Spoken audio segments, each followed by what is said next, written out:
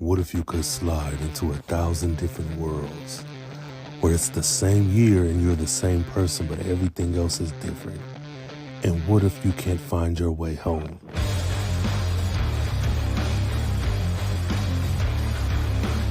Well, Robert Jeffries and I found the gateway. Now the problem is finding a way back home.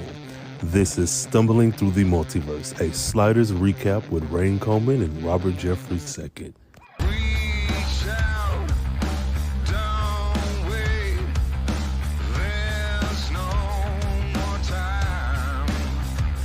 I currently, I don't want to say personally have a Kickstarter, but a comic book series that I write for called The Fox Chronicles is holding we're having a Kickstarter for the first 2 issues of the series. And I am the series writer for the series. And The Fox Chronicles is it's an action sci-fi series.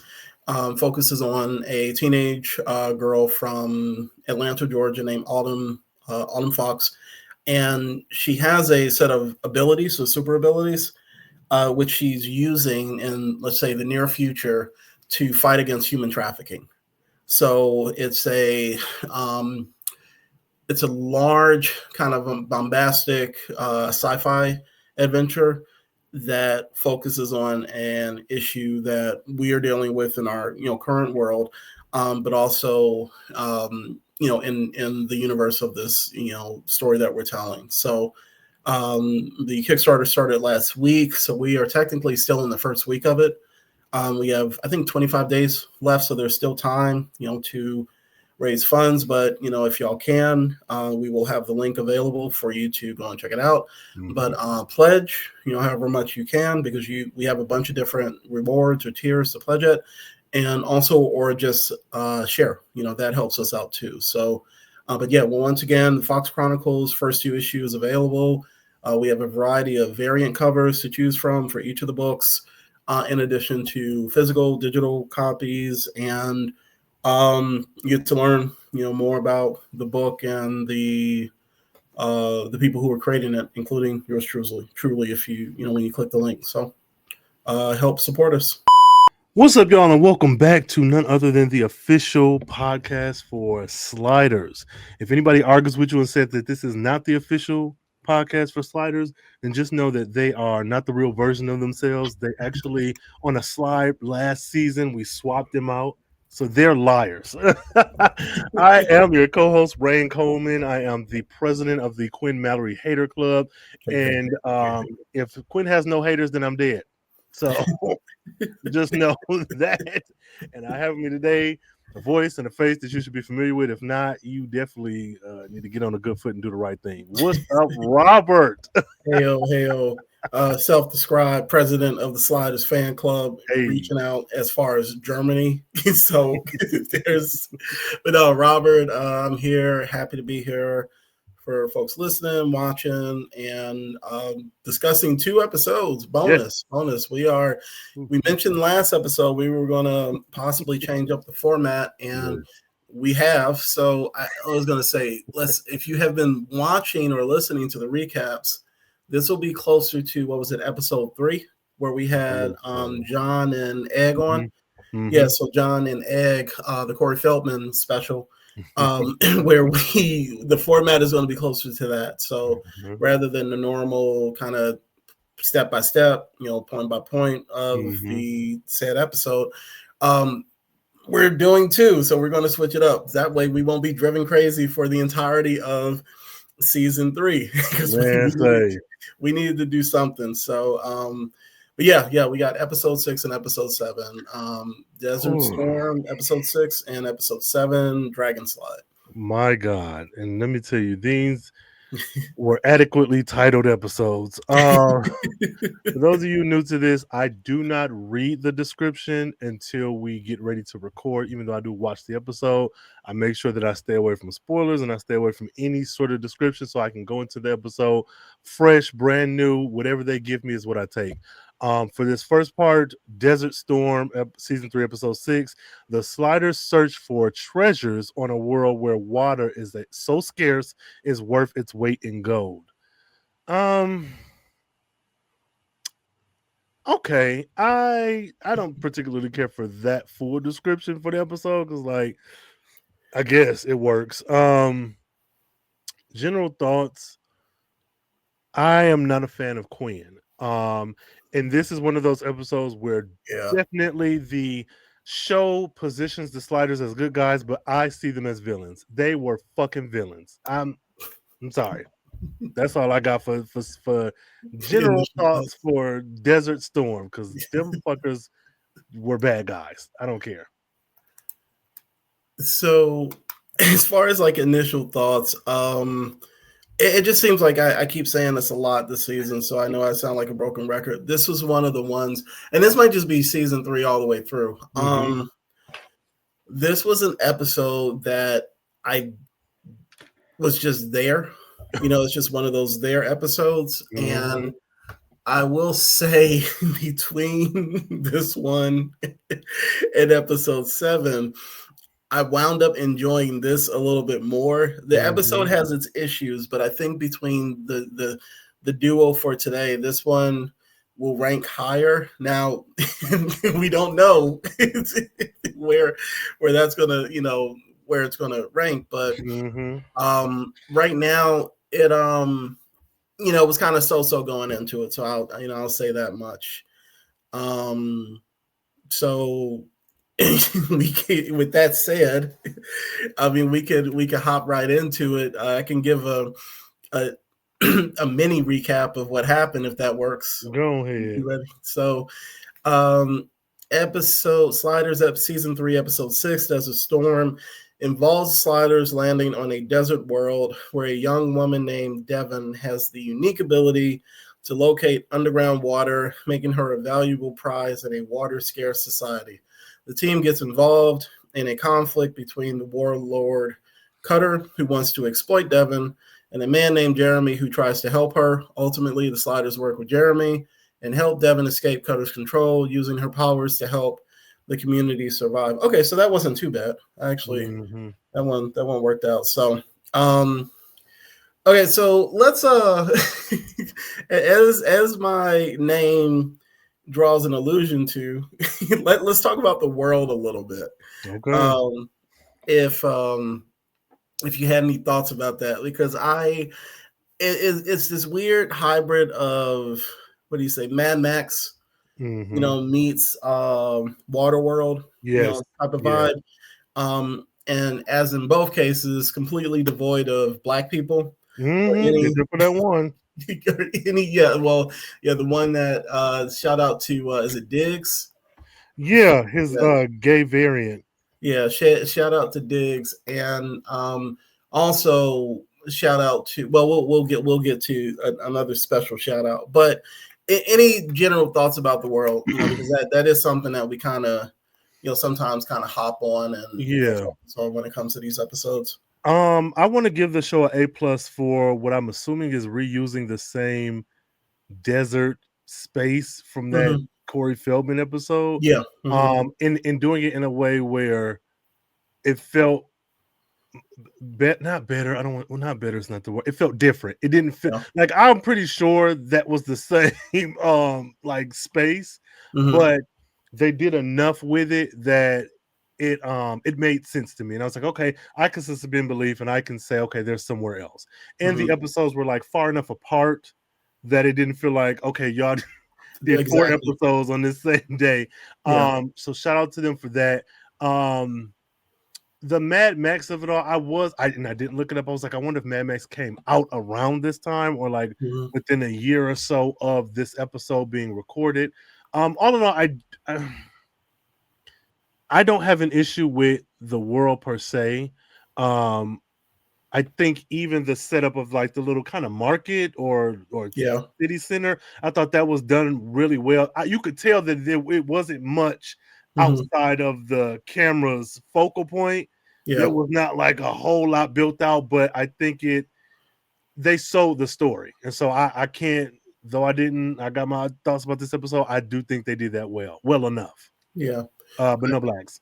I think, that's, hashtag no Blacks in this episode. That's a long hashtag.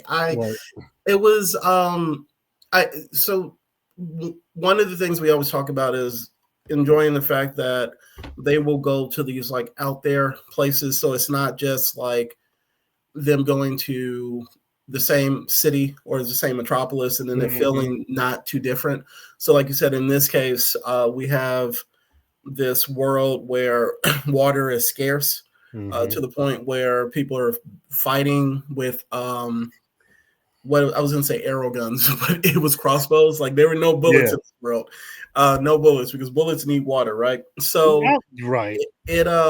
So I enjoyed that part of it actually a bit more than I thought I would. Yeah. And I think also, like you said, they made good use of a location they had possibly, they had used in a previous episode, but also that backlot, the area where it felt like a bootleg Star Wars Mos Eisley, location. I think that's what it's called, whatever. On Tatooine, I know that once again, this is the backlot of Universal Studios because I think that's one of the places where you can go take that tour. Okay. So like you said, they definitely didn't take the camera further than a certain area, and you got a lot of use out of this one space, which really worked out.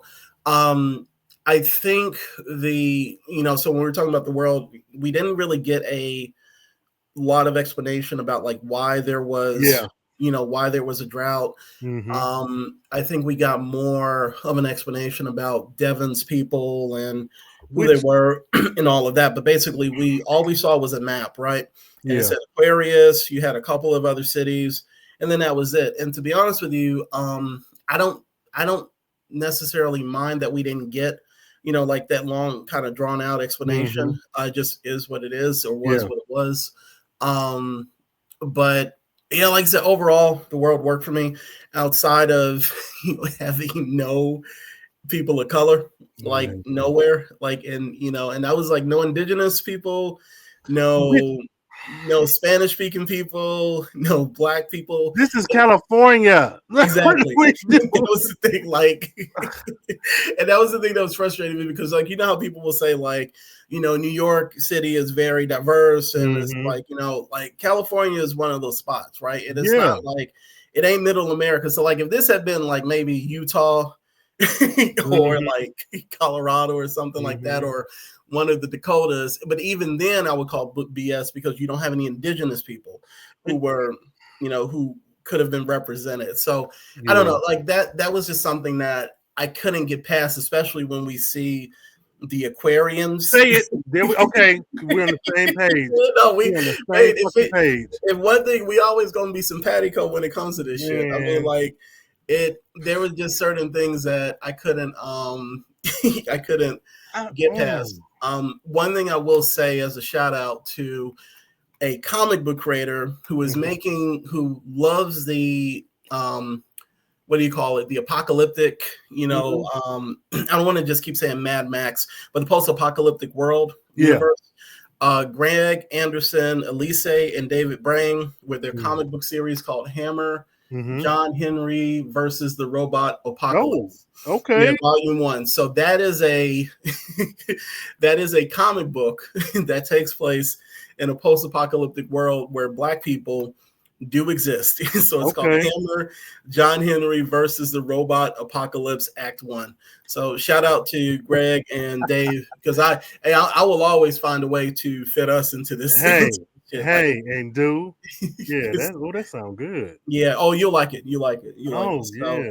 But all that to say, that's the world, so let's ask, I mean, what else was popped out at you? I did like the barter system, even though it didn't. I know there doesn't necessarily have to be rules to it, but I did like the barter system. And one thing that really sold it for me was when they requested water, and it was like, "Do you want clear or brown?" Yeah. And that, I think that was a very smart choice because, again, like you said, there wasn't a full explanation of why we're in the state that we're in now. Yeah. But I think it lends itself enough to that Mad Max, post-apocalyptic, cyberpunk, dystopian space. I have the same critique. Where are the people of color? But I was okay enough with this because it felt like, at least to me, the world extended past the opening and closing of this episode. I do think that was successful. I think the magic system was shitty. If that's part of the, I'm like, what the fuck are we doing? And the continuity was a little off, but that's the show period. They wear different clothes every time they damn slide, so I can't get mad at that. What I do want to say, this has nothing to do with the episode, but kind of sort of. It's funny how in this episode you get this sandy, poor, impoverished, apocalyptic space, and it's in regular, I don't know, regularly shot, regularly color graded. But if you look at anything Middle Eastern, you look at anything in Mexico, it could be 2025 and they're gonna put that sepia tone over it. And I'm like, for this to be the 90s and y'all to just had these people in regular colors, why the hell? What? But that's more of a personal gripe. But as far as world building, I mean, I think they kind of maybe leaned really heavily into the Mad Max of it all, because I look at it, I'm like, okay, this is a dystopian type world. Why are all the cars? Where are the 90s cars? Where are the, like, what is the time frame? Where are we? When did the world stop being contemporary? When did it pivot to this? Was it the 70s? Right. Like, because why are we seeing just these Jeeps and these broken down buses? Like, where's the sedans? Where's the Taurus? Like, give me something. Give me a like. So it didn't pull me out of the episode, but I don't know. Then they mentioned slavery, and I'm like, okay, what is the history of? I know you're not going to give me a full world history, but like, he's my eye and into the slave trade. Okay, you say that, and you can't just say that, at least in my opinion, and not. I feel like if you're going to rely on the Mad Max imagery to kind of fill in the blanks, because you're presenting this episode in a certain way, knowing you have a limited amount of time, and you're relying on the audience to make those connections, that's fine. But why even mention slavery if you are not going to, like, I can't, there's only one black person, not including Rembrandt, in this episode. So to bring up slavery as something that occurs in this world, not necessarily transatlantic slavery, but you bring up slavery, so you rely enough. What am I trying to say? You are giving the audience enough credit with the imagery of Mad Max to fill in the blanks, but you're not doing the same care when it comes to mentioning slavery. I was like, what the fuck are you? Even the in-world slavery, like, I'm like, what are you talking about? What? And then to also be, the whole kind of casualness of it. Now, and then, but also to give that line of dialogue to the only brother in the episode. I was like, what the fuck is going on? Like, first of all, I'm glad that black gays survived, because he was definitely gay. This is the gay. I don't care when he came, because when I first watched it, I didn't look at I'll just let it play. And I said, who is this girl? And I turned it back. I'm like, okay, now he's really playing it up for this episode. So gay rights, sure. But like, yes. Yeah. Where is everybody? It was this weird thing. But then also when you notice the members of Cutter's crew, some of them had this, like, I call this, hot topic, American ego, indigenous face paint on. Like, this is what we're going to do for Halloween, that type of shit. And one of the things, like, if you watch Mad Max is like, it's set in Australia, right? So you have your indigenous culture over there with the Aborigines, whatever. But I don't remember, at least out of all the movies, of the few movies that I've seen, of them doing that type of stuff. So it was just this thing of, and we've noticed this with this show, is that they will pull from, and like Mad Max wasn't even popular in the 90s, right? That was an 80s thing. Okay. And then after that, it was like 2010s, with the new ones. It's this thing of pulling the easiest elements from the most popular movies that you could think of. And because of the scarcity of water, they have this strange thing of now Waterworld, and I can't remember when. I think Waterworld was like the late 90s, so this was, it was like around the same time. So I don't know, like definitely the slavery discussion was weird.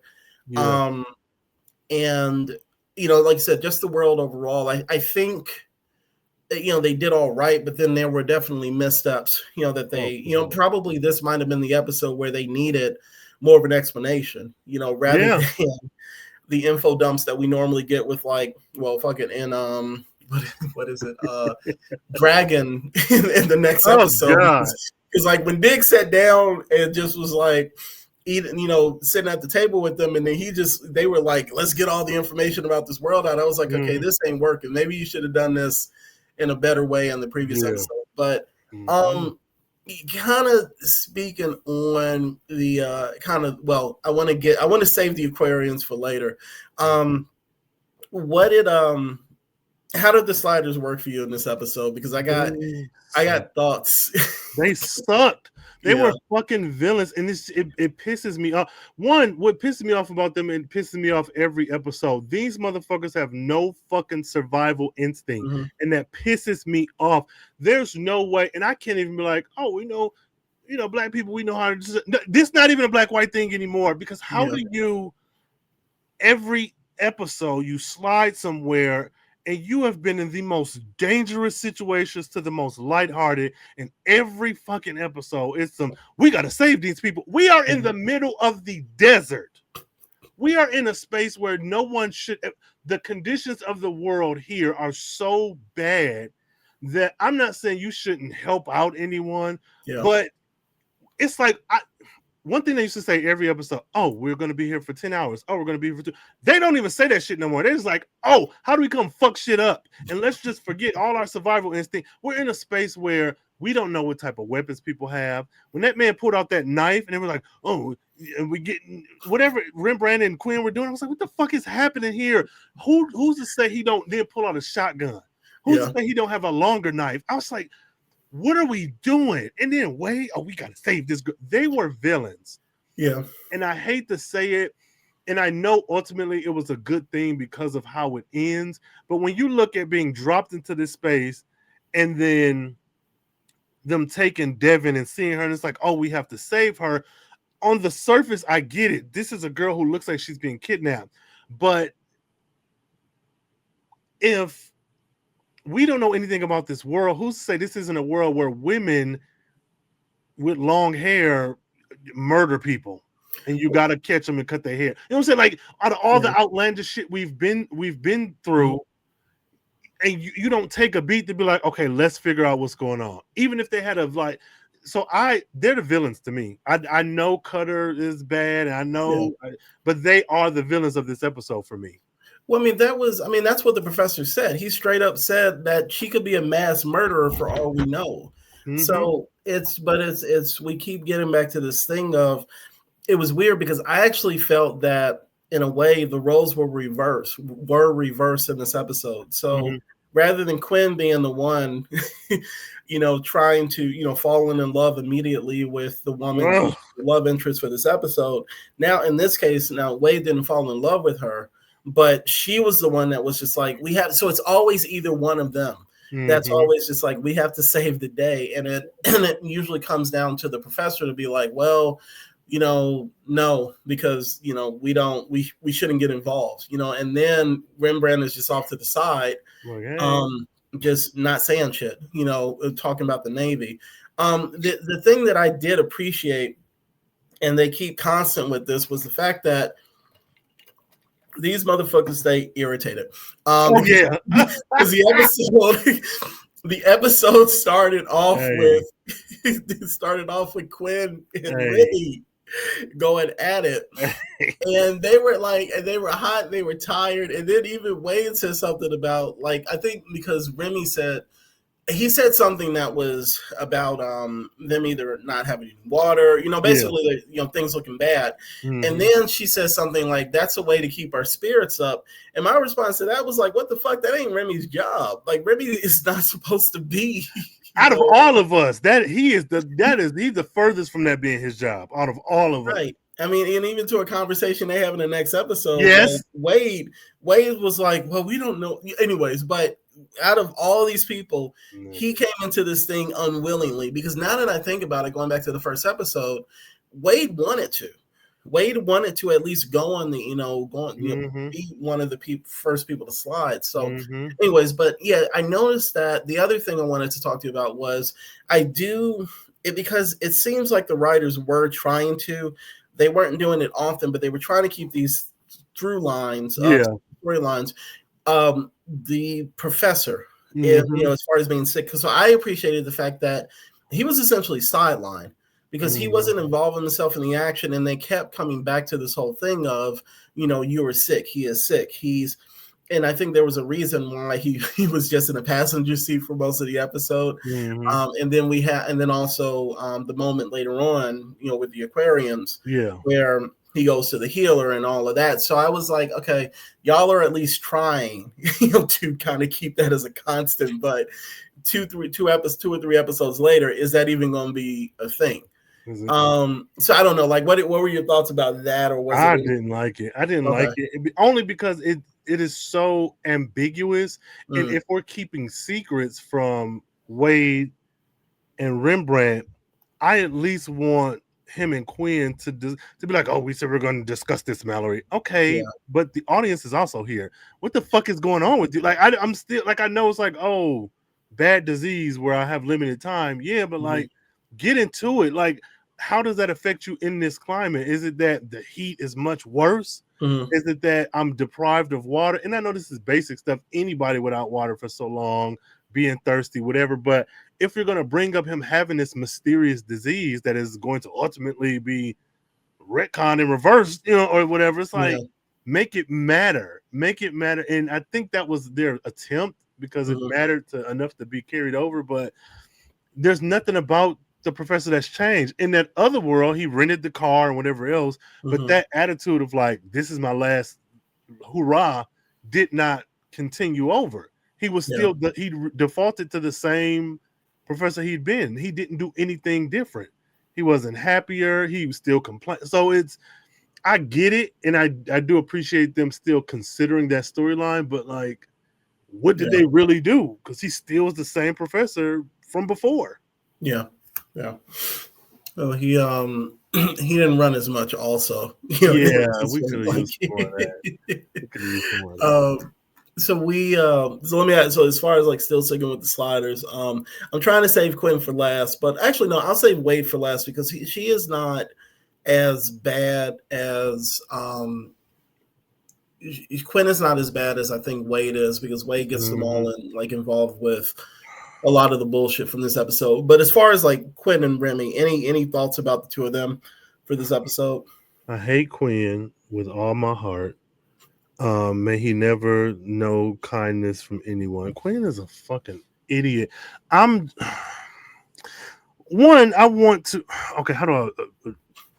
I fuck all the guys, because Wade says something to the effect of like, she needs help, or I hear her, or something. And I don't forget who said it, but it was like, you can't possibly hear. And I'm just like, we were just in a world where a motherfucker was in our dreams. Well, so this is the second time, second episode in a row where they have doubted this woman. I was like, and I don't even like her this episode, but I'm also like, what the fuck are you talking about? This man just stalked all of us, at least me and Rembrandt, in our dreams, and you mean to tell me you're not gonna believe me when I say I can hear? I was like, this is fucking stupid. But yeah, the professor, fuck him. He's still the same crotchety ass old man who never speaks about his son. Yeah, you're on your death. You're about to die, and you're never like, well, let's find my son of this world. What? Yeah, let's find that woman I loved in season 2. Was it? We'll never speak of her again. Rembrandt, I don't know. I didn't really like him either. I was like, y'all. There wasn't much. I mean, there wasn't much for him. We always say that Wade and Remy are sideline, and this was a second Wade centric episode that we've had. And once again, Remy is the one that doesn't get no shine time. And it was weird because I think that they tried to make up for that in the weirdest ass way in the next episode week. That's the thing, like, fucking gross. Yeah, we're gonna get to that. So that was the thing. I will say, like, as far as Quinn, nothing special at all about him. Remy sidelined as usual, except when they need him to throw rocks. Like, he was throwing rocks like a motherfucker. Like that. I don't know if you like at the end of that last scene, like there's a shot where he chucks this rock and it curves. Like, I'm like, shit, did you play baseball? Because I was like, they should have timed that with like a shot of like one of the motorcycle, the cyclists getting hit upside the head. But unless it was him, he wasn't he nothing. There was nothing from him, in this episode. But as far as Wade, it's weird that we have the second episode like back to back from the Dreamcasters or whatever. I said Dreamcatchers, like it's the Stephen King story. And then also, I think this is like the third time that we've had a psychic focus episode where Wade is in the midst of it. The first one was when they went to that psychic world and the guy stalked her then and was just like, I want you to be my, wife for the rest of your life. Then we have the dream, we have the episode with the, the dream nerds. And then we had this one. So it's just like where the writer is just getting lazy when it came to, right. I mean, she's a redhead. Maybe they thought she was going to be Jean Grey. No, truly, just give her that power. Just give it to her. Just give it to her. Like, oh my God. And it's like they tried to retcon it when poor actor Jeremy was like, do you not have powers? You can hear? I was like, what are you talking about? Get away from here. Put your shirt on. Yeah. There, I will say I did like even though it was just kind of a duplicate of the previous the Corey Feldman episode where they had her paired with another woman. Yeah. So her with Devin, those scenes actually worked for me. Even with like the goofy kind of psychicness, but it was them having her build a relationship with this woman rather than Quinn be the one, where it felt like an obvious kind of love interest type of deal. And I don't think that Wade in this case was like telling her to like she did with the previous lady, the knuck if you buck type of deal. But it was this thing of like, she wanted to help her. And it seemed as if there was a relationship growing between the two of them. So that I think was the main thing that I liked about, with Wade in this episode, because Devin actually worked for me. I think like her magic system side of things, that not so much. But like we always say, she ain't no Jillian at all, right? At all. But and this is another thing that I'm starting to think about now is that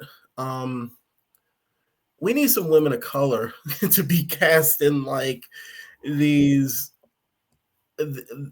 roles, right? Where you have and because I'm trying to think like outside of like love interest for Rembrandt, we've had others in this. I think this would have been perfect to cast like, I don't know, somebody of color, in this world, like specifically an indigenous person. Where's the native? Because well, okay, so what would the optics of that have been if we saw at the beginning, what's that guy's name? Jeremy dragging her around with his bound or whatever. He should have been indigenous too. Yeah, I mean, they could have done it. Yeah, I mean, it actually. But I think it's another kind of lazy, easy thing because think of it, if he was this white man, regardless of, because we ultimately find out what their connection is, but if he was this white man who had this indigenous woman bound like this, you definitely have to address what the fuck is going on. So even Homeboy Diggs making that slavery remark, it's not as nefarious as it seems, but also we're new to this world, so you have to say something. Nobody's gonna be like, oh, look at Chad kidnapping Pocahontas. Like, what are we doing? Like, you're not gonna sit like, I think I think for the role that she plays, I don't think there's anything like let's say that does she go beyond, what she's given as far as the material, or does she go? No, I don't think she goes below it. No. I think she's sufficient. Also, I didn't really like Devin, but once the show made it clear she was 17, I was like, okay, I'm giving her character more grace than if she was older, like in her 20s or something, because there was just something about the way she portrayed. I didn't like it. Mm-hmm. But once they established her age, like when she was a kid and 12 years later and whatever, I said, okay, I can do more. I can give her more grace. The magic system, I think, was very bad, but I think I could see someone else stepping in and doing a better job. But if no one else ever looked at that role, I think she did well enough. Like my gripe is with the magic system and with the show. It's not with her. Mm-hmm. She did what she was supposed to do. Yeah. And also she was far from the worst actor in this episode. I That mean, Jeremy, he sucked. Isn't his name Jeremy? Yeah, his name is Jeremy. He sucked. He was terrible. He was so bad. I mean, it was that, and who was the other? I think like most of the people in the Aquarians Society, the ones who had the speaking roles, like even though I liked the what is the dude's name? The Master Healer. Yeah. Oh God, what was that? Yeah, like his delivery was kind of like that was bad. It wasn't the best. And then even when she met her mom, like her mom seemed like she was just like zoned out or whatever. Like it was a weird thing. So the whole Aquarians group wasn't like vibing as much. As strangely enough, wasn't vibing as much as Cutter and his crew. Because I think like Cutter and his crew, those actors got those like call sheets. And then it said, Cutter, he's a badass, and he steals women from and then he was like really into it because like you remember that conversation they were having with the dude and blind guy. Yeah, with the blind guy. I've seen him in other stuff before, but I can't remember where. Yeah. But he was like he was like he was in it. Into he it. Was like, in it, yeah. And then he stopped it. He was like, and then he starts smiling again. Like he stops. He looks mean. He looks menacing. And then he starts smiling and laughing. Like, hey, let's get some beers. It was weird. But yeah. As far as like Devin and Wade, I like their relationship. I do too. Between the two of them. Was there anybody or anything specifically like that kind of jumped at you as far as talking about just in general? In general, that weird ass water tribe was very bad. Let's do that. Gross. There so the explanation is that to be honest with you, I think I like zoned out as far as like when they gave the big explanation for. All that I know is that they have access to a supply of water. They have this oasis in the middle of the desert, and it is populated by nothing but Caucasians. Like it's just like, and the thing that frustrated me is because I think that they said that it was because I think Jeremy was the one who actually gave the explanation. And I know people watching this are probably going to be like, or listening, are probably going to be like, oh, this, he gave the explanation of what it is. But I think what got to me was, and we've spoken about this, is that you have this in this part of this country where for a fact that there have been indigenous people, and to not have anybody of color, that just kind of threw me out of it because it became this like, what's the name of the song? This is the dawning of the age of Aquarius, right? That's what this. It felt like just hippies, and it because of the lack of diversity, it just kept pulling me out. Yeah. So that was kind of my biggest thing, aside from the acting. That the kind of the choppy acting. But I don't know what else kind of stood out to you about them. Well, White Wakanda really pissed me off because these people, and I guess this would you know what, I'm going to say I'm okay with what they did. You got all these white people in this white Wakanda hidden under this mountain. I'm okay with that. But to be like, oh, we're this tribe. No, you're just hippies cosplaying natives. And what really got me, and I'm not even going to give the caveat like, oh, it's the 90s, such fuck that. Yeah. Jeremy's hair looks like a white boy in the 90s. Y'all couldn't have done anything distinct to these people because they just look like white people in hippie clothes. Yeah. There's nothing about, and then even the healer looked like a magician. He looked like I think that's a derogatory. What's the term? The G word. I think that's derogatory for our Romani people.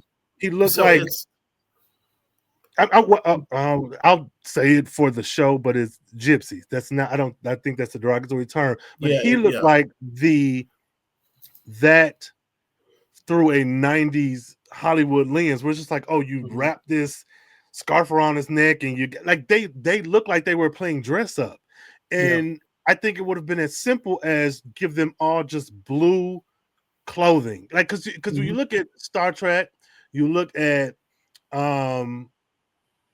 Star Trek is my go-to, but you look at really any show with a uniform from the 90s, be it contemporary, be it sci-fi, be it what, like there's a uniformity there. Just put them on all blue sweaters. Look at the Matrix. Hell, this felt like we're in Hollywood. Oh, we're not going to be able to get 20 indigenous people. Let's just get 20 white people with a tan. None of them look alike. Like, even if you cast all Germans and they all look, ethnically, we know them as German white folks. But on here, that's just how this water tribe looks, sure. But even to go so far as to put these markings on them and say, this is my tribe. And I'm like, what are you are desecrating. You are being funny. This isn't serious. So the way he laughed at him, I was like, yes, that's the adequate response. Laugh at him again. Because what are you talking about? The whole thing, first of all, Jeremy's the worst actor of the series. And then you got this, this mark, and she's like, oh, that's the zodiac sign. It's just, it frustrated me because you didn't give, and if they did, listeners, so fucking what? You didn't give an adequate explanation of how the world how it got to the place it is. So I don't know at what point did the world turn. So even for her to be like, oh, that's an Aquarius sign, and back in my world, men really run out of gas. So it's like you're saying these things, but I don't know where they stopped in the evolution of like technology and pop culture. So you're saying these things, and I'm just supposed to accept that he's just like, oh yeah, we listen to Beyonce. What are you talking about? Where it was. I don't think it was done well, and I don't think enough care. Even if you were just going to cast all white people for the water tribe, I'm fine with that. Whatever. Yeah. But I don't even think they got enough history, or adequate, because it was just like, look at all these people, and then we have a healer. But it was also like, she's a water priestess, and then there's other people with different abilities. It was like, what is this the X-Men or not?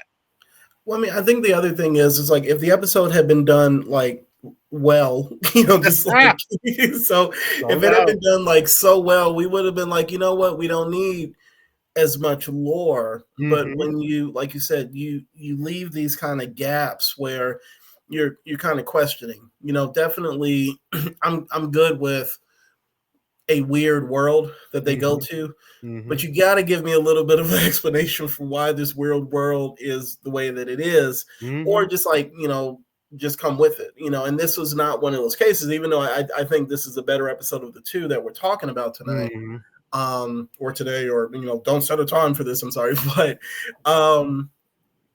it's like, that's when you sit back and you just start saying, okay. But yeah. I think, I don't know. I will say, because there's a certain point during the show where I just get tired of the universal backlot, but I do appreciate the fact that, that garden place that they went to was a different place where they filmed. The tunnels, the underground tunnels was a different place. When they ran inside, I'm sorry, that was from Star Trek Voyager. There was from an episode of Star Trek Voyager. Oh, wow. Yeah, so like, I'm seeing different things that I've seen in other 90s TV shows.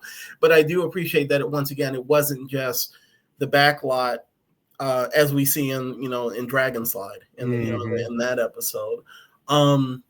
Because I know we're kind of winding down, at least for this part of the review. What other standouts were there, as far as, or was there anything else before we got to the superlatives about like the story, the character, anybody, or what else? I don't the sliders. I do not like them.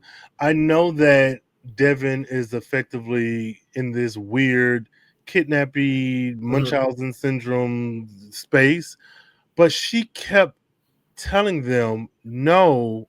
And Those are my friends. It's like you're making this decision for you're taking her. They were holding her head down, like and hard too. I was like, baby, you let her the fuck up. What are you doing? Snap this girl neck. I think that the sliders were made. Again, I know the show is positioning it as, oh, she was kidnapped. She's doing the right thing. This is not your world. Yeah. And at the time that y'all took her, you're listening to Jeremy, but you're only doing this bidding because Jeremy convinced Wade that, oh, she's my beloved and she's from this tribe and whatever. Who's to say that that was even true? Like, I understand that in this world, in this episode, it is, but it's like she keeps telling you, no, these are my people. Why are you like you're doing to her what Jeremy did in the beginning of the episode when y'all decided to take her away from here? That's weird. No matter how much she protested, and then the way they made her be like, oh, yes, this is me. I'm speaking to my mother. I was like, girl, what the fuck are you? Okay, sure. The other thing, though, which made this even more sinister, is when we find out when Devin was a blonde as a little girl, and she was, first of all, why was her daddy wearing all them damn clothes in the desert? He had this fucking Prince Ali, fabulous he ass. I was like, what the fuck? White man, take that off. Shit. But the story is given to us that Cutter found her in the desert. Jeremy's like, no, that's not what happened. Okay, fine. But when we see what happened, I'm on Cutter and them side because like they're crazy, they're wild, they're fun. But then we find out they just like killed her daddy and kidnapped her.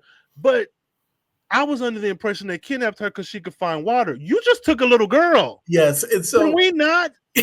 And so the other thing, let me before I forget. Okay, go ahead. What is the age difference between Cutter and Devin? Because the actors don't look that far off. They're 3 years apart at most. That's what he look, and that was another when he first got her, and he was like, "You little one" or "little daughter" or something. I was like, "Is this a sex thing?" Because it was so weird.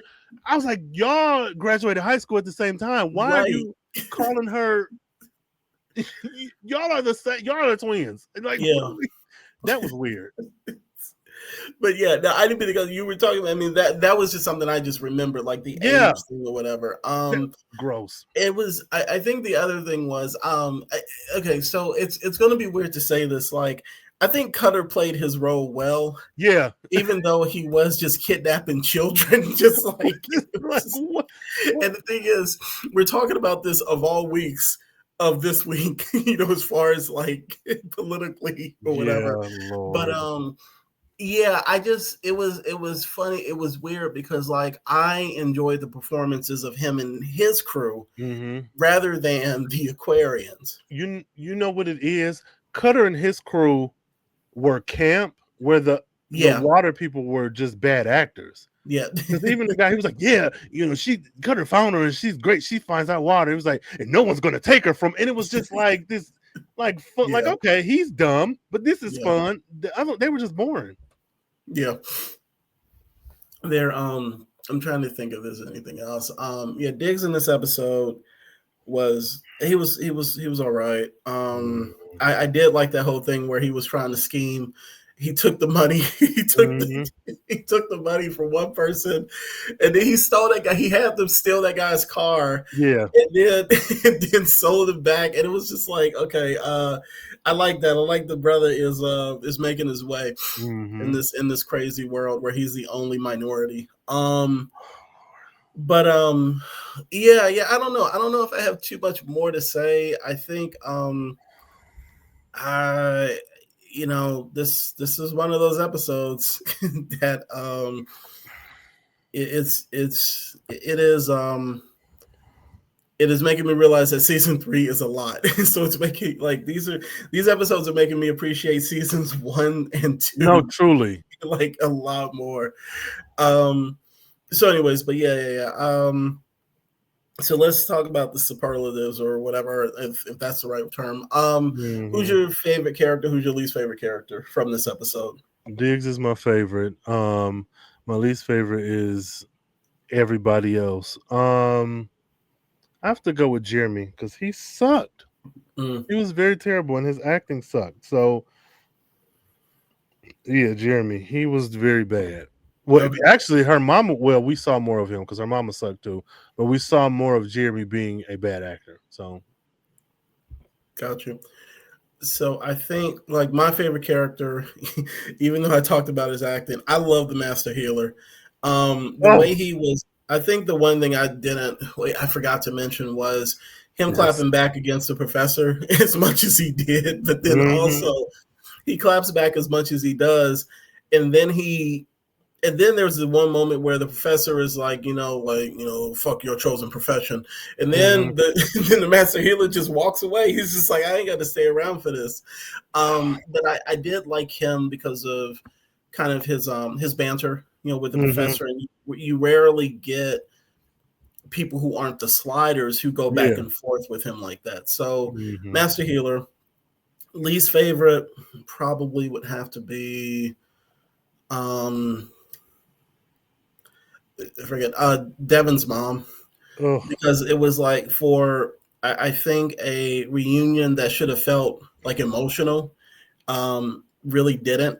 And I think that was partly, maybe it was because of, the actress that played Devin's part, but I think the mom, I didn't really get from her like, oh, I've lost my daughter and now I'm reunited with her again. So so that's least favorite. And who's your favorite? What was your favorite moment, least favorite moment?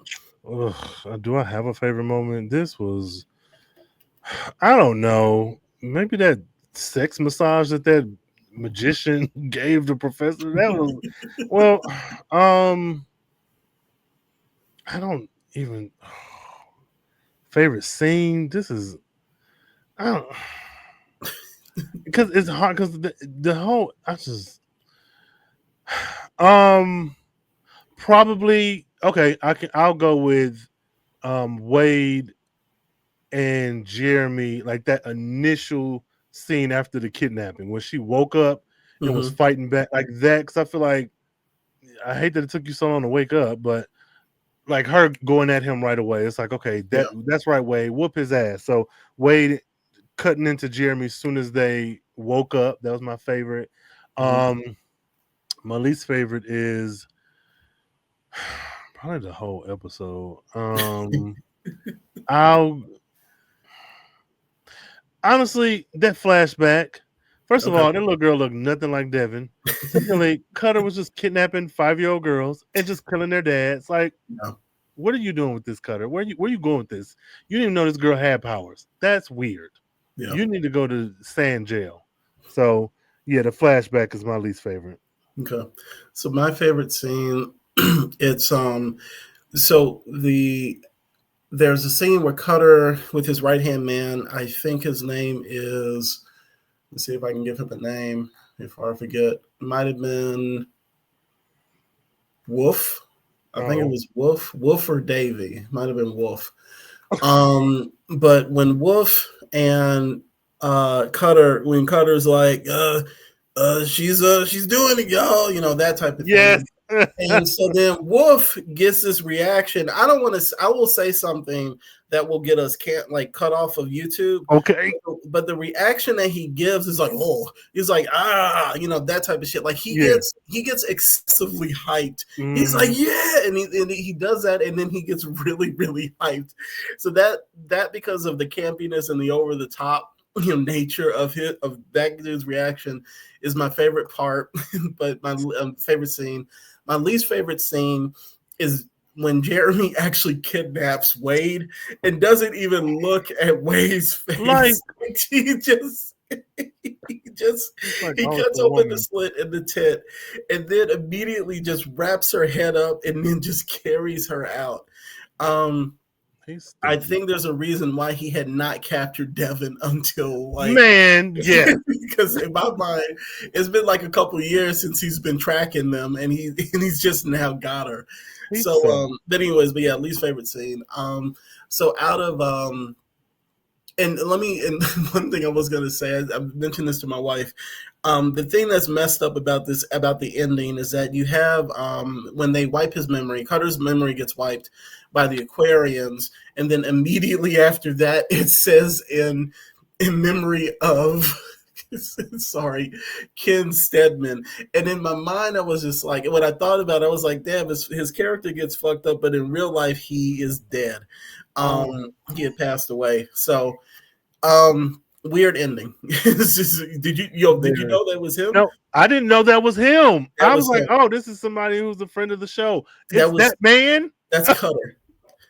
That is Cutter. What the hell? That's Yeah. like Aaliyah and Queen of the Damned. Yeah, like, what are we doing? That was Cutter. There's trivia behind I'd have to find it, but yeah, he died. He died tragically on set in a dune buggy accident. Oh man. Yeah, so I guess it was. I'm assuming it was when they were filming this episode. So. Oh my God! What? Yeah. Yeah, I think that. Well, hold on, maybe not. I mean, not. Yeah, I think that. Yeah, but anyway, so I thought that was a weird ending. But anyways, out of 10, 10 of those Aquarian diamonds that they used to, or not diamonds, but the crystals that they used to open up the doorway. What would you rate this episode? 4.5. 4.5. Okay. 4.5. That was that magic system really, like when she wiped his mind. I was just like, "What powers do you have, girl?" Because her mom was like, "Yeah, you know what you can do." No, she doesn't. Actually, she does not know what she can do. I can't support this episode. Yeah. I'm sorry. I cannot. Yeah, it was. Yeah, he passed away while they were filming the episode. That's sad. See, and that makes me want to rate it higher. I'm not going to, but it makes me appreciate it. Yeah, no, I'm not. No, you're not getting a posthumous higher rating, but I probably will revisit this more because he passed. Because I'm like, he was fun. Yeah, he was good. I mean, like he was one of I don't know. I'm surprised I didn't go with him. I guess let's say honorable mention would have been him. Yeah, as far as my rating for this one, I'm going to give it a 6. Like this one, I'm gonna give a 6, because, like I said, there was it was better than I remembered. Yeah, but it wasn't as good as I might have wanted. So I'll go with 6. Okay, 6. That's fair. Yeah, and like I said, rest in peace, rest in power. Ken Stedman for this episode. So, okay. So moving on to episode 7. Thank y'all for sticking it out for the episode that this is one of the ones I've been waiting on for Rain to watch. Dragon Slide. You want me to just jump into the please do into that. Okay. So this one, Slider season 3, episode 7, titled Dragon Slide. Features a group landing on a world dominated by magic. Have we been here before? And dragons. Quinn is mistaken for a powerful wizard and is taken by an evil sorcerer, while Wade's attempt to use a love potion on Rembrandt backfires, causing him to fall in love with her instead. The episode also has a poorly received dragon CGI sequence, despite the title. Yeah. So one good thing about this episode is that there's a guest star that what's the guy's name? Gareth's assistant who can turn into a bird. His name is Max Grodenchik. He is from my favorite Star Trek show of all time, Deep Space Nine. Okay. And he plays a Ferengi on that show called Rom. That's the only good thing about this episode. So let's get into it. So let's just start off with the setting, and then after that, it's just a free fucking all.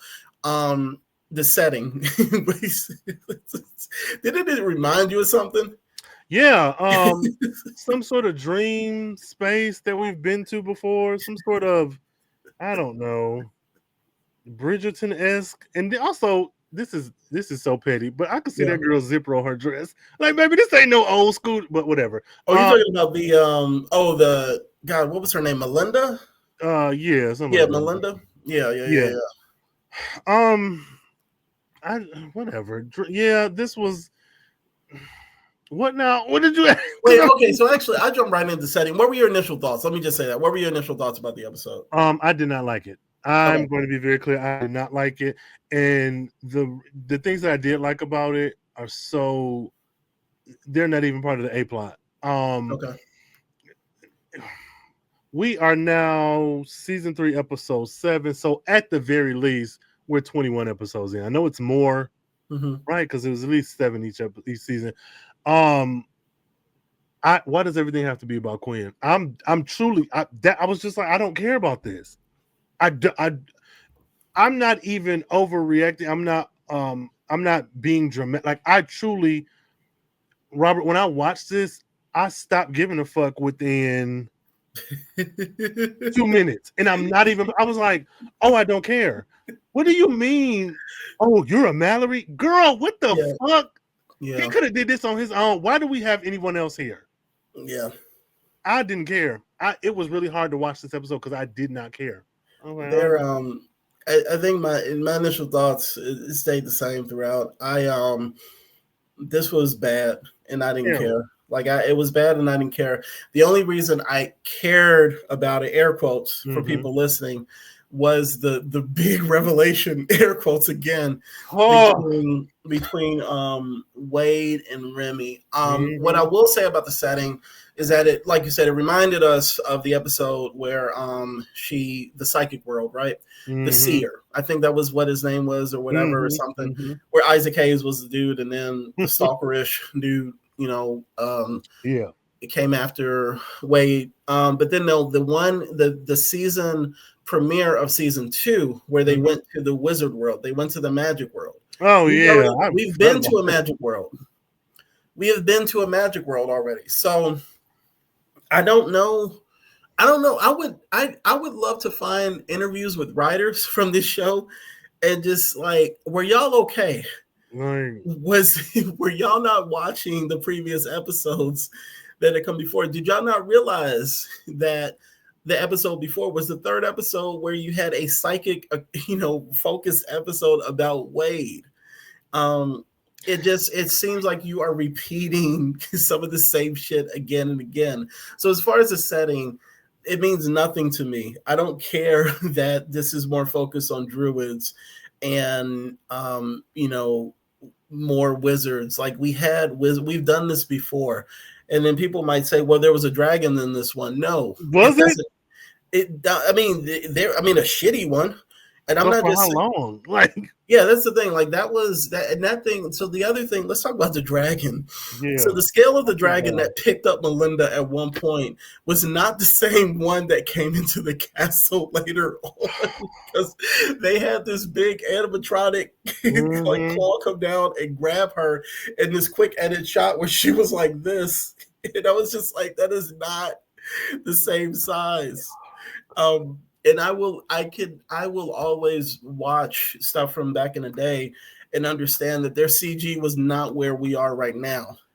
But if it works for the story that you're telling, then I can accept it. But in this case, the dragon was horrible. And then when it turned out that it was John Tess and it's like in his vest, I was like, wait a minute. So this is just the dude of the whole time. So I don't know. The dragon was fucking horrible. Sucks. Yeah, so like, you want to just get the big one out of the way right now? I'm good with whatever because this episode's trash. Okay, so let's so first of all, let's kind of break it down. First of all, they give Remy another love interest, because that seems to be their go-to with everybody on the show, especially Quinn, right? A long lost love interest, or somebody that they fall asleep with, they fall in love with. So we have this random ass thing of him running into, what was her name? Alicia. Right, exactly. So yet again, another person that he explained was somebody that he was dating at the time of when he got abducted. Fuck it, we're just gonna say abducted by this portal. And I think he explained that they were they supposed to start be in a group together or something? Well, she was part of backup singer for a different group, and they were in love, and they were eventually going to do a Ike and Tina thing without. That's what he said. It's like, what?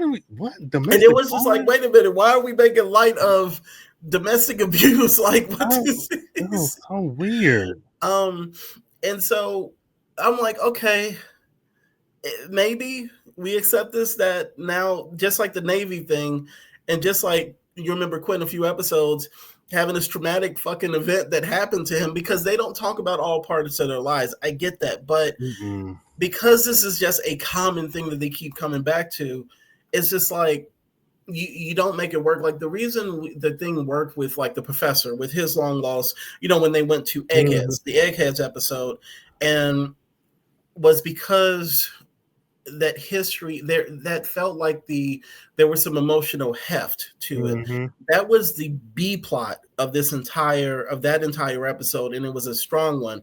In this case, Rembrandt grabs this woman and he grabbed her forcefully, and then we're supposed to be like, oh, okay, well, this matters, like this relationship matters. So it's just, I don't know. So that whole thing, they were trying to give him like something we asked for, like them to give him more shine time rather than just being the support. And then it's just, it doesn't work. So I don't know. Like, I don't know. What were your thoughts specifically about, I was about to say Aisha, like from ABC. Alicia. I thought this mixed race Christina Ricci. I did not like her. I did not like this. It was, to me, it was just stupid. It came out of nowhere. It was dumb as hell, and it really pisses me off because even with Quinn and that high school love, who he loved so much, and then the girl who he knew from back in the day in the world where she was the maid, and then the girl, it's like you're not even mentioning things like an episode or two before. You know what I'm saying? You could have just put 2 episodes ago. Damn, Alicia was the girl of my dreams, and it's like I can even accept that. This shit was random, and again, he was so fucking aggressive. I'm like, you don't know the laws of this world. Who's to say a woman can't pull a knife out, gut you like a fish, and then she's justified? Which, I mean, it can happen anyways because you were being aggressive, but like you don't know the rules of this world, and like seeing her, I liked her as a character, but I didn't like where I didn't like the way she was part of his story in a way that to me felt like bullshit. This, and I'm gonna say that till I'm blue in the face, because every episode we see Quinn falling over some woman and her falling over him, and you could have easily just made Alicia be like, "Oh, I don't know you," but they fall in love because he's so charming by the end of the episode. No. Why is Rembrandt getting the short end of the fucking stick when it comes to even? Remember the world we went to with the him and that where they couldn't lie with the collars and that black woman dropped them off. Yeah, we got nothing from that. Like that could have been Alicia. Yeah, you know what I'm saying? Like it don't got to be a girl you met in the real world. It could have been a girl you met in one of the previous worlds. Like it's like they keep bullshitting him, and it's pissing me off because this black man deserves a love. Wade gets more of a love interest than anybody. Well, Quinn gets every love interest. Then Wade, I don't really count the professor because I guess they don't see him as a sexual being anymore. But Rembrandt is just like, here, take these scraps and then let it be some bullshit. What's his wife in the other world? The girl with the collar who you couldn't lie. She wasn't bad, but we didn't get anything with them. Then the girl who wanted to kill herself on Suicide World. It was just like, it's y'all fucking him over for what? Because he's a comic relief, that I don't know, like but even then, even in these cases, it's not a comic relief situation. Because I will say that they have moved away from that part of it. That was in the second season. I think like when they moved into the third season, they were like, you know what, this man been in the Navy, he can't be comic, he can't be the comic relief. It's because out of the A, the B, the C, and the D of this crew, he is always the D. It just and it's just like, and it doesn't work, like, or just like fourth member, like sometimes it feels like an afterthought. And when they actually do give him something like this, it doesn't work, because like that woman was ready to have him committed, right? Yes, and rightly so, because he grabs her like twice. hard. Yeah, like hard. So the other thing was I think this was the episode where he said that so when they go and talk to the professor and Quinn later on, right after that scene, and Remy is telling them about, seeing Alicia, the professor is talking shit because he's a professor. And he says something about like, you should take, maybe you should take a love potion, because he's joking about the world that they're in. And he's also joking about Remy's situation. And then Remy claps back to the point where I can't remember what his line of dialogue is, but he says something essentially like, paraphrase, I'm not going to say the word, but he's like, I want a fool. Like, he wants to be intimate. Like, he is just like, I've been on this trip with y'all unwillingly. And I felt it was a genuine moment for him where he was just like, y'all forget, this is not something I wanted to do. So the fact that I just want to be with somebody, I want to see somebody, and that, I think that was them trying to give his situation a little bit more like heft. Yeah. But it wasn't enough. I think it was good for him for a personal moment, but it wasn't enough for us to care about him and Alicia. Because like that was literally an afterthought. But I actually really preferred, I really enjoyed that moment because it was him expressing his emotions rather than, either being like the support for the team. Which is like something that you always get. So I mean, as far as like him and Alicia, so then we get to this fucking scene of because because I think for me this is like the heart of the episode, which is strange. Because this is the B plot, but because this shit becomes like a comedy of fucking errors, I think the majority of our discussion will be about this. So then Wade is just like, you know what? I'm gonna help you. In the worst fucking way possible, because it is established that when she was a teenager or a kid, she studied like magic or the druid, the druid religion, the history, and she knows about this world, right? And so she says, well, let me go buy you a love potion, and then they do this thing, and in my mind it's like, so Wade, you're cool about pushing a woman to, against her will, against her consent, to fall in love with this stranger that this will not be one of those things where, this is one of those things where when we look back on certain things that we grew up with, they were not in the context of where we have it now. It was never good. You don't push somebody like without their consent to fall in love with somebody. So I forgot about this part. So the fact that it's Wade who is pushing this is it's just fucked up either way. Yeah. It's fucked up either way. So, and then so I don't know, any thoughts about that, Wade's part in this specifically? This shit was so dumb. And tell me this before I get into Wade: is Alicia? Am I wrong in seeing her as like a mixed race woman, or is she white? To me, she's mixed. I thought she was mixed. Like if she's not mixed, she's another ethnicity or race or whatever. Yeah.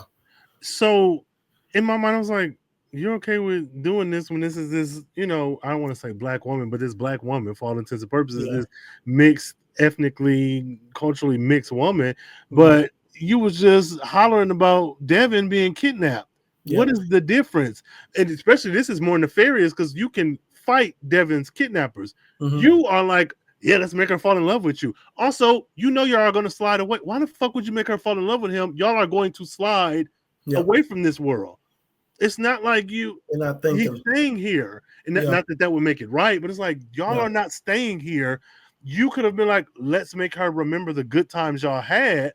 But you're like, no, let's make her fall in love with you. What the fuck are you doing? You're weird. Wade is fucking dumb, bro. I was like, this is and then Rembrandt going along with it. Like, what is the writer's room doing? Because this to me does not fit their characters at all.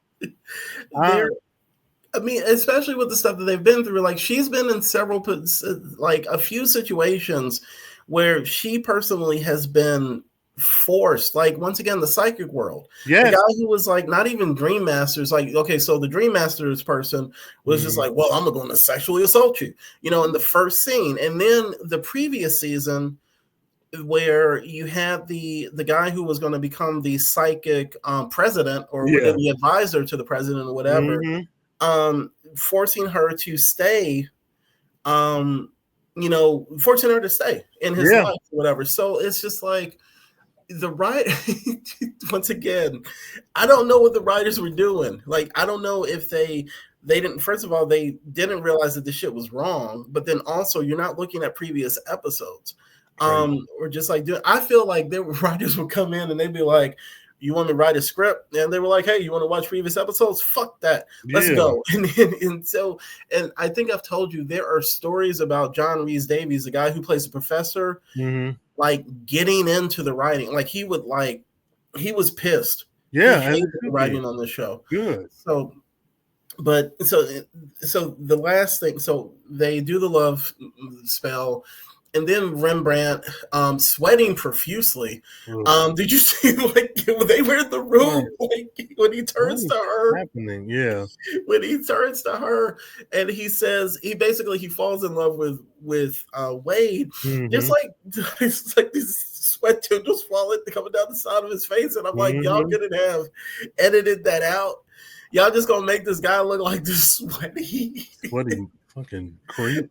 Yeah. So anyway, so then it turns out that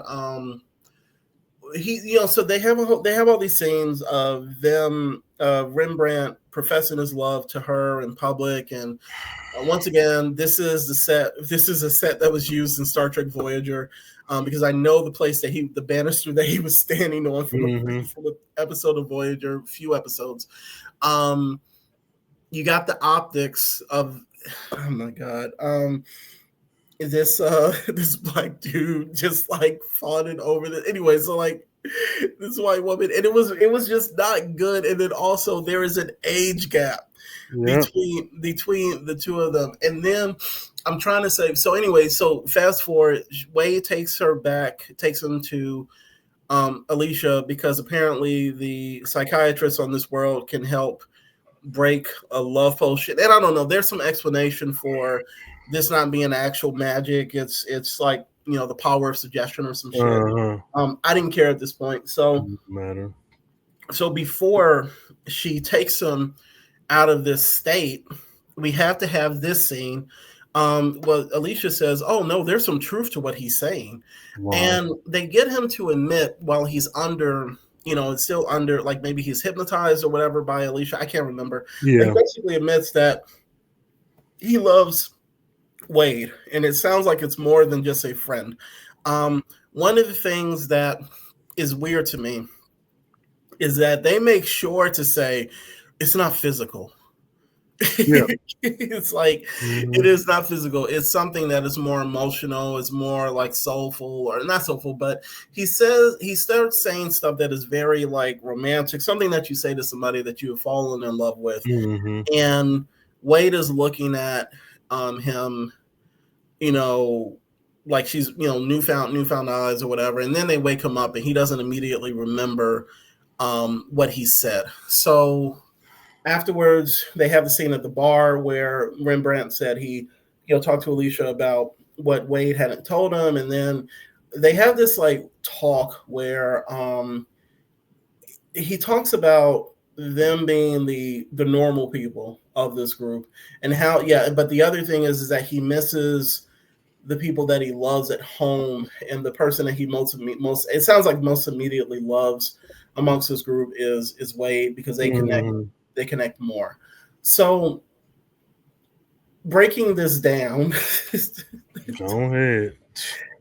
No. This has always been one of those weird things to me, because one of the things that we have talked about is that when you pair the group members up, Wade and Rembrandt are always the two that we see as being like together, right? Like similar, right? But not this. Right. Not like, well, what does my lady say in the Matrix? Not like this. Not like this. Not like this. So it, even because this is one of those big moments in Sliders lore, which I'm going to tell you right now, the shit don't carry over. It really doesn't. No, I know it didn't. It doesn't carry over. So I mean, I will say maybe in one way it does, but nothing. And that if I tell you how that might be a big thing. But anyways, it doesn't really, and it just always to me seemed like some random shit that they did. Because I don't know, like what were your thoughts like when this happened, considering the conversations we've had before about the two of them? Like, does this seem like them like kind of fucking with that? Absolutely not. This is Okay. stupid. Everything about this is dumb. And Mhm. I'll tell you why. They did not go there. First of all, why is the therapist saying, "Would you like to make love to her?" Why was That that was a even a weird ass question? question, right? That made no fucking sense. Right. Like that. I was just like, why would you ask that? Yes. That is dumb. Also, why are you doing this against this man's will? He's Yes. already in a suggested space. So and it also fuck with the magic system. Is there magic or isn't there? How are Yes. you able to just psychologize away this potion spell that they did? That doesn't make any sense. Yeah. But I'm of two minds. One, I'm okay with this, but the show did it terribly. I would be okay Mhm. with this if you have established, and not just 2 or 3 episodes ago, if you had established them being close, Mhm. that he was anything more than like a sexless person, because you're Yes. not treating Rembrandt and his sexuality the way that you're treating everyone else. Yep. You're not doing that. So that's why this is weird. It's like you're taking this black man, this black body. It's like in the 90s when you would see people draw comics and it would just be white people with brown skin. From Mhm. the hair texture to the build, it was just, oh, this is clearly just Jean Grey, but you made her hair white, so now this is Storm. No, this is not a black woman. This is just because you don't know. Not that you don't know, you're not taking the care to learn how to draw these black features to make this person distinctly non-white. That's what it feels like with Rembrandt. You just got this like sexless entity that you could just tape things onto. Oh, I've been in the Navy. Oh, I can sing really well. Oh, I had a black wife. We never had sex. I don't expect you to show them having sex on TV, on cable Yeah. TV, but even when he does sleep with his wife, this black woman, now it's like, oh, she's this mean, evil black woman who just beating him down. It's like, what the fuck is wrong with y'all? This shit is odd as fuck. So even if you're gonna bring up him and Wade being some kind of something, and I'll be okay with it, you have not earned this. We have spent so much time with her and Quinn for what reason? Yeah. Quinn is out here fucking everybody and their mama under the sun in every world, and he's still this beautiful golden playboy. But Wade, you give her like, what are we like? Again, I'm not saying that I like it, but if you're going to give me Rembrandt and Wade, Mhm. make it make sense. Like if you had them kind of flirting way back in season Mhm. 1, test it out to see if the audience even wants this. That way you can say, oh, they were just trauma bonding. But to be like, oh, I love her, and so and to ask the sex question and him not be like, yeah, I want to sleep with her. Like, what the fuck are you talking about? He's Well, had sex. well, I mean, and they've also had episodes where Wade has literally gotten in his ass about like calling him stupid, like that type of shit. So, and That that yeah, so that was the thing. Like, I will say that when she asked that question about um the physical attraction or what that part of things, I was like, it made me feel bad for all the reasons that you just explained. Is that we cannot see this man as being like the way that they portray him is being like sexually attractive, right? To like he doesn't get any play outside of just a couple of random instances, like the sister drives him up or whatever. We didn't get to yeah see him, and every time that he's in a relationship, it's played for jokes. yeah Like he was, like that he's, you sugar have the mama. lady who was like the sugar mama. Yeah. You had, like you said, the overbearing, the wife. You had, and he didn't even sleep with this woman, because she was off. The Mm-hmm. situation with the guy from Full Force, where he was like rushed out of the Oh house. yeah. Yeah, that type of thing. So like you have not seen him be able to be a, I don't want to say a sexual being, but just like have that intimacy. And I don't know, and I do joke about the age difference, but I do think that, to your point, that if there was some type of kind of build up to this, it Mm-hmm. probably would have worked better, because right now I think all that they're expecting us as people who've watched the series to be like, okay, well, we've seen them talk together in a few scenes, and it's like that, like that's not enough to suggest a deep-seated love that he has for her. and it doesn't, and it comes off as like weird and kind of skeevy, Very. or in just like out of place. So, Gross. I know like people like who probably are like, well, let's listen to this interview about this recap of Dragon Slide, and most of the majority of it is about this. That's the majority of the shit. Oh That's well, me. Yeah, like that was the thing. Like when that happened, everything else kind of fell to the wayside. So I think like in a weird way, to the episode's credit, like the plot B, it was more interesting to me in a more fucked up way than the plot A, because right now, like the most I can tell you about plot A was just like it was bad. It was Gareth was on a whole nother show, like Rain will say. Yeah, he was like he was like his voice was all. He reminded me of Kevin Conroy. Rest in peace, Batman voice actor.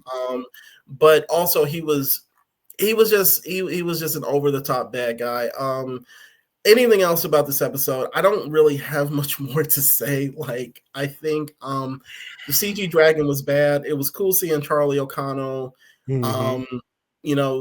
pop up as a corrupt cop or whatever. The storyline of impregnating this woman with a demon, right? Like, again, does magic exist or not? Because in the A plot, magic is real.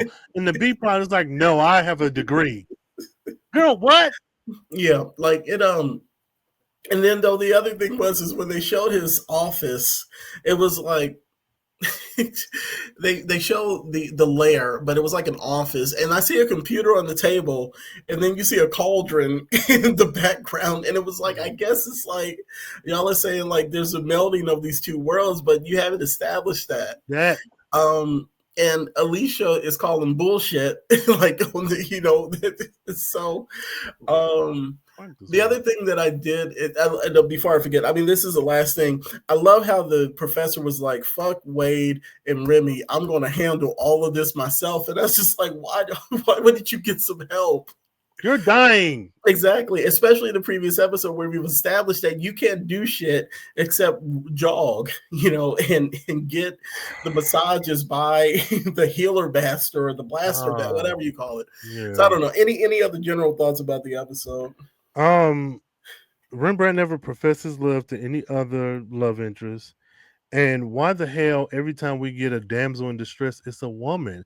Why and why does that woman always have to be someone Quinn is attracted to? Yeah. Why is there no one for Rembrandt or the professor? And why is there no men who need help? Yeah. Like, I'm sorry, or no, it's either a kid or it's a woman. And more times than not, it's a beautiful woman who is going to want to fuck Quinn. And no shade to the actress who played Melinda, but she was not that attractive.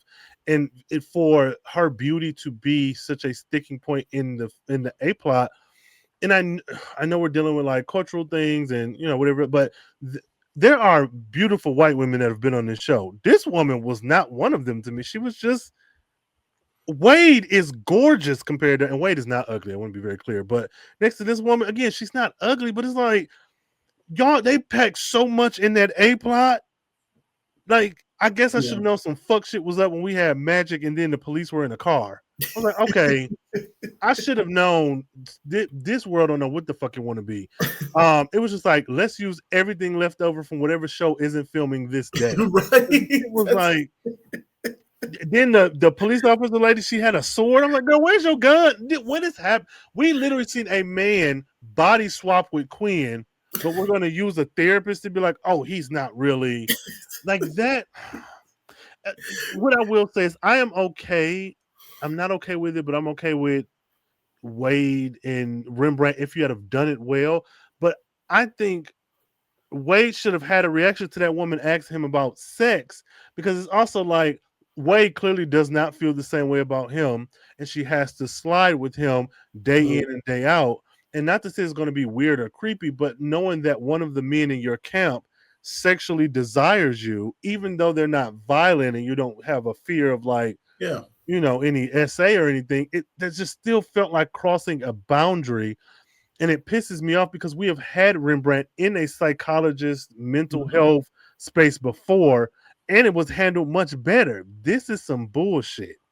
and him going back to her like, oh, I went and talked to her, and she's like, what? First of all, I ain't got no fucking money. Where'd you get that $125? Right. That was the other thing. Like God should have. The shit. I mean, Really, they be paying for stuff wherever they go. I mean, the Dominion. Yeah, like there was the other thing that to your point as far as like the episode where he went to the psychiatrist. That was the framing device for that entire episode, right? This scene with her was just it was important, at least to it didn't have the same level of importance, and it seemed random. Like it just I don't know. Like I would have been fine with like if they had just used that scene for him to talk about his relationship with her or something like that, rather than because like I said, I don't know what they were thinking with these episodes, man. Like when it came to writing these fucking episodes. And it's just weird that like you have these 4 people and it's like an afterthought. Like I don't know. I just think of like ensemble cast, right? And we grew up during an era of ensemble cast. We had Buffy, we had Angel, we had fucking Dawson's Creek. We had Living Single. We had even Friends. Friends. I mean, well, I ain't never gonna involve them motherfuckers. Oh no, get them out of here. Yeah, no, get them out of here. No, Living Single, Martin. I mean, and I'm thinking about like, okay, so if we're talking about like genre shows, we had a bunch of those, right? For me, Star Trek, all across the board, right? So for this, where you have 4 people and the episodes have been expanded to at this point 20 plus, you gotta give somebody else some more shine time and do it right, So I don't know. This is like after the fact that we're talking about this, but I think I'm done with like the main points of this episode. Like what were any other thoughts that you might have had? The professor's barrel roll when the dragon flame came, that was amazing. From out of the sky. I don't really have anything because I could say more about the A plot, but the fact that it's all centered around Quinn is really I don't care about. I do not care. Because you could have just as easily been like, oh, Rembrandt, you're a Rembrandt or you're a Wade Wales. Like none of that matter. I don't care. I'm gonna be quite honest. I don't care. And I rate this even lower than last episode. Wait, what about this? What about this? What the fuck? Who cares about that motherfucker? and the thing is, like, you missed the opportunity. Like, even a blind dude, you could have used the actor who played Quinn's dad. Yes. Like, what are we doing? You just doing what I was like, and you never explain what I don't care. I just don't care. I'm sorry. Quinn didn't even look at him and say, shit, that's my cousin. Nothing. He didn't even say nothing. You could have even used Quinn there. You can split screen and have a guy who looked like Quinn with longer hair. We've done it before. Or they could have had his brother actually play that role. Like he looked like Jamiroquai. Like it was just. I'm like, come on. I hope you got a nice check, but why is this nigga here? Oh man, it looked like a shitty wax museum. Trash. Yeah, so I'm sorry for people listening. I keep forgetting. I did the Jamiroquai pose to represent the Mallory that had been captured. Man, I missed that song. That song was amazing when it came out. I missed the 90s. Video too. Yeah. And then seeing everybody recreated on TikTok, I'm like, fuck y'all. Jamiroquai was the original. Okay, so favorite character, least favorite character from Devin's side. Do I even fucking have one? Favorite. I'm gonna go with Rembrandt because even though I didn't like the handling, I think he showed a little bit of more range with this. So Rembrandt was my favorite. Least favorite. Honestly, Alicia, and it's not because she did poorly, but she was the very thing that made the A plot be dumb. Yeah, because like she is anti the thing that the A plot is selling in the same episode. I was like, is this 2 different episodes pushed together. So Alicia, but not because I think she played her part, but just her in general, her existence is like it doesn't fit with the world. Yeah. So that for that reason, I have to go with Alicia. Yeah. Okay. So for me, I'd say my favorite would have to be actually one scene I wanted to mention, but I'll probably do it for a favorite. But Nguyen, the reporter, Mm-hmm. I really liked that whole um, the secretive nature of the reporter giving information because he was Mm-hmm. fearful about what had happened. So I Yeah. think that was a scene that he sold how serious things are on this world. Mm-hmm. So I enjoyed. So he was probably my favorite character from the episode. Um, least favorite. eh, um, I'd say least favorite. It's probably gonna be Quinn. Yep. Quinn. It Okay. goes back to he gets obsessive about these women. Like he gets. It's like he has this Prince Charming type of complex, or I don't know what it is. If there's a complex where you feel that you have to save the day, Mm-hmm. and that becomes repetitive and old. Very It just at the same time, or maybe it's the same thing, but I think Quinn is my least favorite good. for this episode. And favorite and least favorite scene for you. I don't know if I even have a favorite scene to be honest. Mm. Because I think all this shit was terrible. Um, yeah, I don't think I have a favorite scene at all. Okay. Looking at this episode overall, no, absolutely not. Least favorite is probably Rembrandt. Rembrandt and Wade, which is so weird because I did like, even though I don't like what they did, I think those two had the more interesting part of the episode. Yeah. And so, though I'm going to stand firm in not having a favorite, my least favorite would be when they completed the spell Hmm.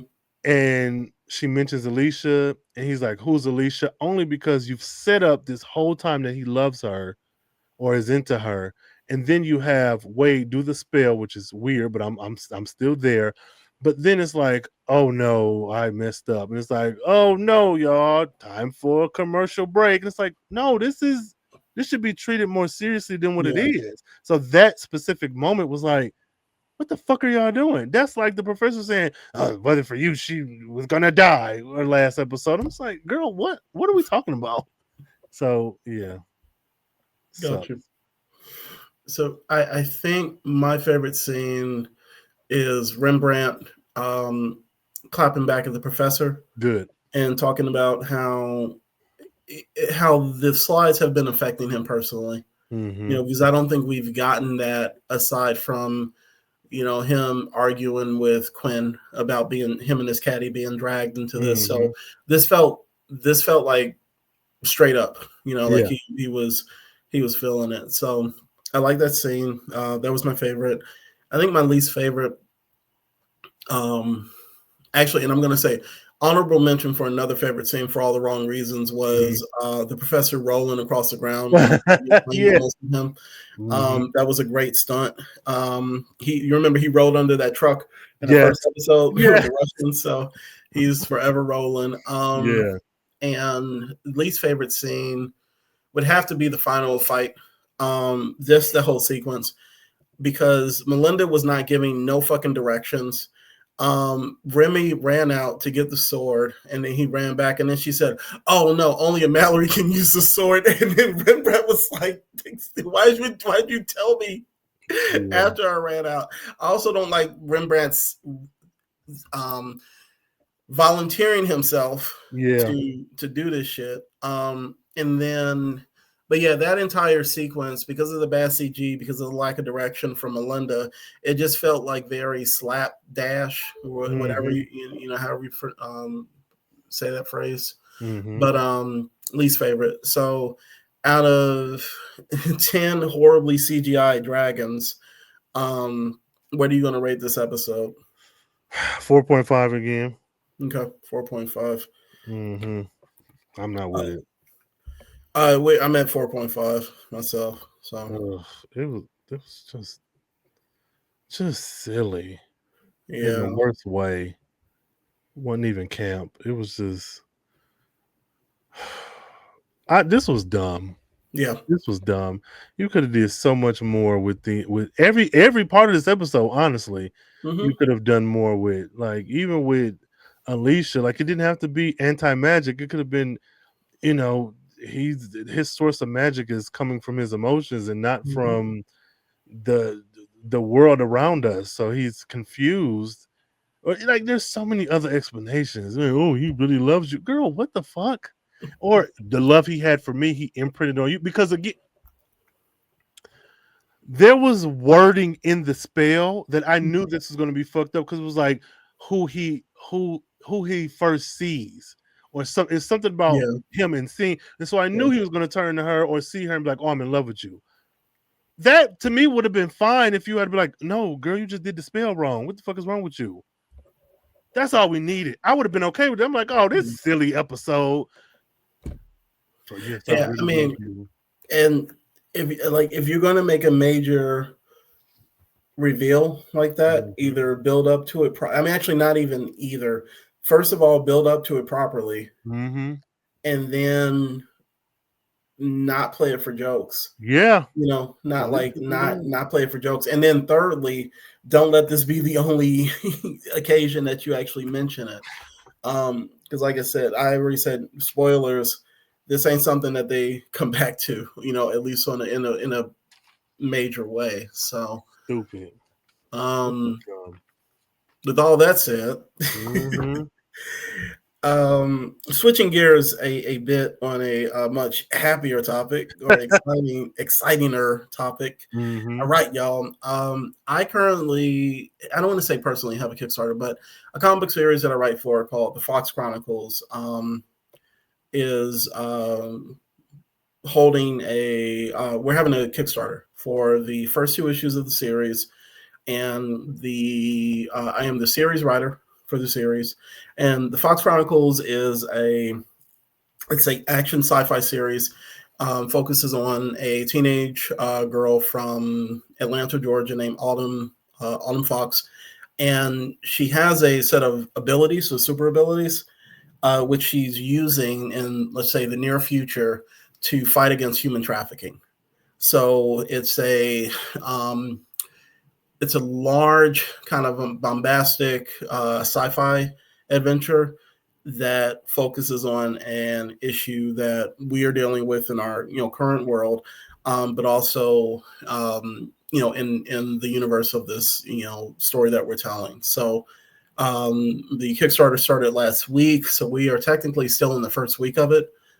We have, I think, 25 days left, so there's still time, to raise funds. But if y'all can, we will have the link available for you to go and check it out. But Mhm. pledge, however much you can, because we have a bunch of different rewards or tiers to pledge it, and also or just share. That helps us out too. So, but yeah, well, once again, the Fox Chronicles first two issues available. We have a variety of variant covers to choose from for each of the books, in addition to physical, digital copies, and you get to learn, more about the book and the people who are creating it, including yours truly, if when you click the link. So help support us, as much as you Yes. can. Yes, indeed. Links in the show notes. Make sure you'll check those out. Share and support, donate and pledge, and all other words for giving up your money. Give it up. Give us the money, y'all. Yep. Yes. Yep. Well, Robert, this is this it's is it's something. It is it. That is it. This is it. this is an episode, well, two episodes that we watched. These are Yep. I don't know. Final thoughts. It got to get better from here. If it don't, I'm still okay. But I know a lot of this shit we'll never see again, which makes it even more upsetting. Because even if even though I don't like Rembrandt and Wade, if you still played with this going forward, then I'm like, okay, at least they tried. This Yeah, sucks. yeah. Um, Final thoughts. Y'all stick around for the ride. That's all I'm gonna say. Like, Yeah, that's all I'm gonna say. We appreciate. We've been seeing the comments. Thank y'all for those. absolutely. Shout out to everybody. Hmm. Sharing, watching, enjoying, agreeing, disagreeing, or Hmm. whatever. And let us know what you think about this new format. As far as I'm concerned, this will be a format so we can get these Yeah, episodes in. yeah, And in a timely fashion. But like I said, we appreciate y'all watching and listening. absolutely, absolutely. Yeah, Well, this is the end of this double feature road. We let some people know where they can find you and support you. Kickstarter in the comments, y'all. But yeah. yeah, Y'all can find me, Robert Mad Black Max, and Jeffrey the Second at website is Robert K Jeffrey, Robert K JEFFREY.com. And on Instagram is the best place to keep up with what I'm doing. hmm, Is Robert K. Jeffrey, Robert K. Jeffrey. bet that. Yeah, find me. I mean, all over the place. Carefree Black Nerd. Find me here. Find me on the YouTube. Find me on the podcast. Do the social media searches. Instagram, it is Carefree Black Nerd. I'm on Threads, not as much, but I'm there. I'll be trying to say some stuff, so say something back. And yeah, especially here. Tell your friends. Tell your husbands. Tell your wives. Tell your kids if they like cussing. I don't know. Just come back, y'all. Um, and so until next time, stay carefree, stay nerdy, stay geeky. If you happen to travel through a couple worlds, don't just spring on your one opposite gendered travel mate that you love them. Like, don't let the writers do that. That's dumb. Like, and also decide if there's magic or science in the world or both. Yeah, But like, don't have them competing. This is dumb. But yeah, see us in episode 89, 89. Yep. Bye, y'all. I don't Bye, know. y'all.